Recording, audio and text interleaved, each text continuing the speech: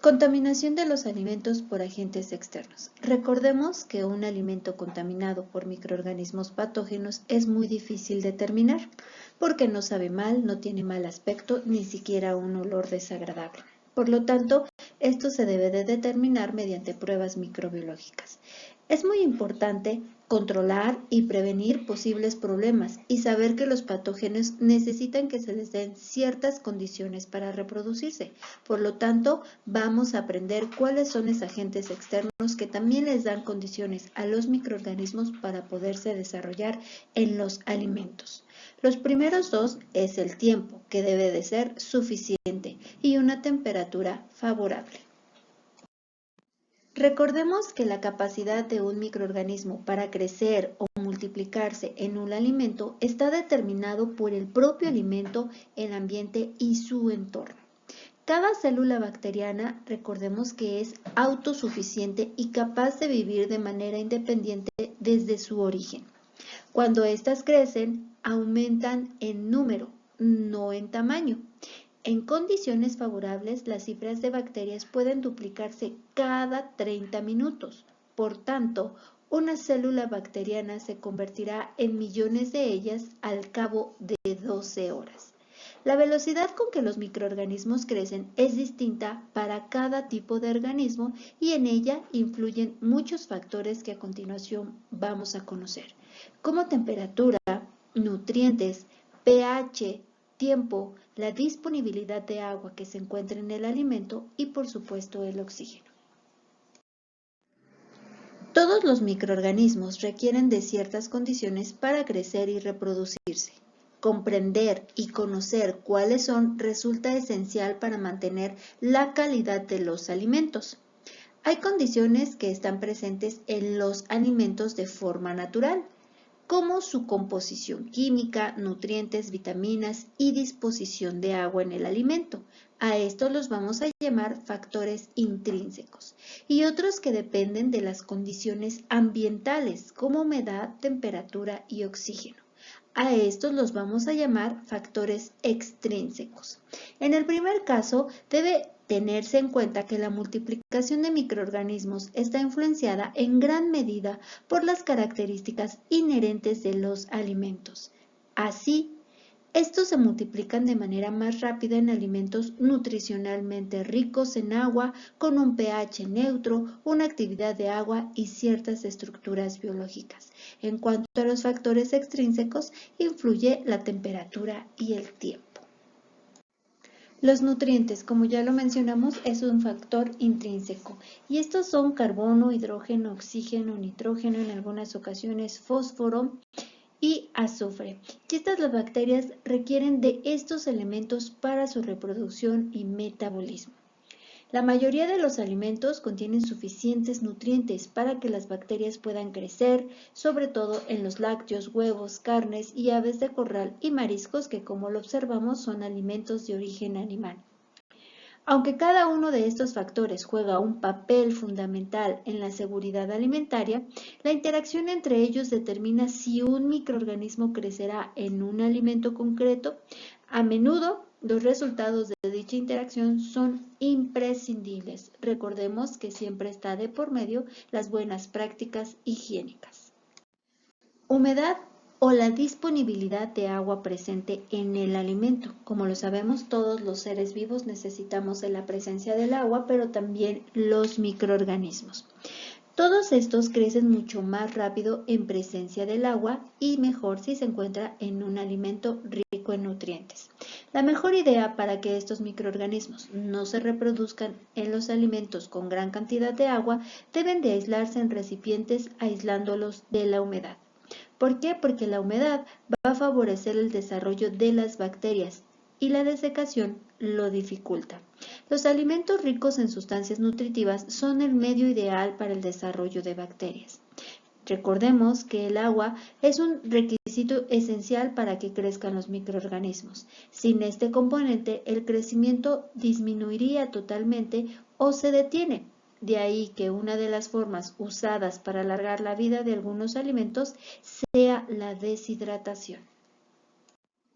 Actividad de agua AW o agua disponible en el alimento. Es una porción o cantidad de agua disponible en el alimento que va a propiciar y generar los procesos físico-químicos y microbiológicos que en ocasiones pueden ser favorables, pero en ocasiones indeseables para los consumidores. También la podemos encontrar en algunas bibliografías como agua ligada o agua libre. Recordemos que uniendo estos factores de agua disponible en el alimento, más temperatura, pH neutro y oxígeno, le damos una mayor estabilidad a los microorganismos para su sobrevivencia y reproducción. El oxígeno. Sabemos que para muchas bacterias necesitan el oxígeno para su metabolismo y crecer. A estos organismos los vamos a conocer como aerobios. Pero también hay microorganismos que pueden desarrollarse y crecer sin ausencia del oxígeno. A estos los vamos a llamar anaerobios, como su nombre nos dice, ana sin aerobios oxígeno. Un ejemplo tenemos a Clostridium botulinum, pero hay ciertas variaciones en estos organismos dependiendo de la cantidad de oxígeno presente. A los aerobios podemos encontrar a los estrictos, que requieren la presencia del oxígeno. Sin el oxígeno ellos no sobreviven. Tenemos dos ejemplos, a Bacillus, que es una bacteria, y a los hongos, que pueden ser mohos y levaduras. Pero también hay organismos microaerófilos, que quiere decir que con muy poca cantidad presente pueden ellos llevar a cabo su metabolismo. Y hay organismos anaerobios, que son los que no requieren el oxígeno para sobrevivir, no lo toleran. Por lo tanto, ellos pueden realizar todo su metabolismo sin su presencia. Y tenemos a las bacterias Methanobacterium y Clostridium botulinum. Pero también tenemos a los anaerobios facultativos. Requieren de muy poca cantidad de oxígeno, pero pueden estar en ausencia del oxígeno, pero si él está presente, pues pueden desarrollarse mejor. Y los aerotolerantes, que quiere decir que no son sensibles al oxígeno, con o sin su presencia, ellos pueden llevar a cabo su metabolismo. Recordemos que la temperatura también es un factor extrínseco y estas bacterias son capaces de crecer en un intervalo amplio de temperaturas. Por lo general, se clasifican de acuerdo al grado de temperatura en la que ellos crecen. Según su temperatura, hay microorganismos que podemos encontrar en el grupo de las psicrófilas, que quiere decir amantes del frío, que crecen a temperaturas menores entre 0 y 15 grados centígrados, aunque su óptima de crecimiento puede llegar a ser mayor a 20 grados centígrados. También tenemos a los microorganismos mesófilos. Estos crecen a por arriba de los 0 grados centígrados hasta los 45 grados centígrados con un máximo de 55. Ellas crecen, se reproducen y llevan a cabo su metabolismo completamente entre este gran rango de temperatura, de 0 a 55 grados centígrados. Pero también tenemos el grupo de bacterias termófilas, que quiere decir que crecen por arriba de los 55 grados centígrados con una óptima de crecimiento entre 50 y 80 grados centígrados. Y las hipertermófilas, que son bacterias extremas, crecen por arriba de los 80 grados centígrados con un óptimo de crecimiento entre 80 y 106 grados centígrados. Recordemos que la temperatura más peligrosa de lo que es en presencia de los alimentos está entre los 4 a los 65 grados centígrados y es la temperatura en la que mejor ellos se multiplican, se desarrollan y crecen. Las temperaturas muy bajas, recordemos que no generan alteraciones en su crecimiento, pero sí lo detienen. Es muy lento su metabolismo, pero también debemos de recordar que el calor los elimina a algunos microorganismos. La congelación los detiene, es decir, no se mueven ni se multiplican, pero recordemos que no los destruye. A la hora de elegir una temperatura de conservación, también se debe de tomar en cuenta la calidad del alimento. Por lo tanto, aunque tengamos rangos de temperatura que podemos utilizar a nuestro favor, recordemos que las buenas prácticas higiénicas son esenciales. El tiempo. Recordemos que si las condiciones son buenas en agua, nutrientes, calor, y mayor tiempo, pues los microorganismos se van a multiplicar y el número será mucho más elevado y de mayor riesgo para el consumidor. Por lo tanto, es muy importante mantener los alimentos a una temperatura adecuada, libre o retirado de la zona de peligro de temperatura para poderlos proteger de diferentes agresiones. Recordemos que las bacterias crecen en número, no en tamaño. La acidez o pH es un factor determinante para controlar el crecimiento bacteriano. Por lo tanto, la acidez o alcalinidad de un alimento se mide por este parámetro conocido como pH. Estos valores van del 1 al 14 y el 7 se considera un valor neutro. Si el nivel es superior a 7, se dice que el alimento es alcalino. En cambio, el valor inferior a 7 indica que el alimento es ácido. Se estima que la mayoría de los microorganismos patógenos crecen a un pH más bien neutro, entre 4.5 hasta 8, dependiendo de la bibliografía. En alimentos ácidos y por tanto con un pH bajo como el limón y el vinagre, la acción es más de conservadora y por lo tanto es mayor.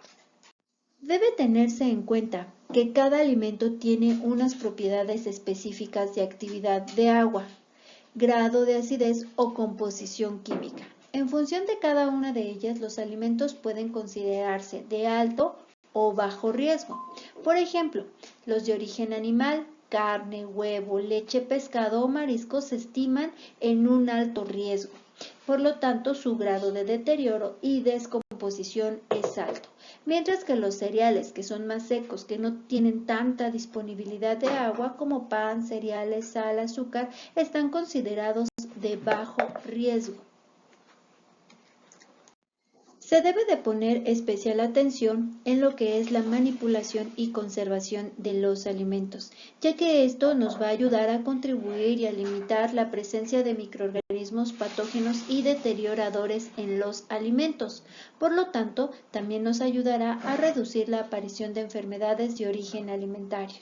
Recordemos que las medidas de prevención siempre deben de intensificarse, sobre todo para los alimentos de alto riesgo como son los de origen animal.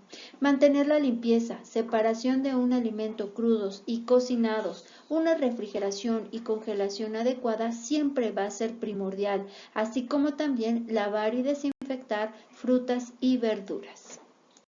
Mantener una atención suficiente en la manipulación y conservación de los alimentos siempre va a contribuir a limitar la presencia de microorganismos patógenos y deterioradores en los alimentos, ya que nos va a reducir la aparición de enfermedades de origen alimentario.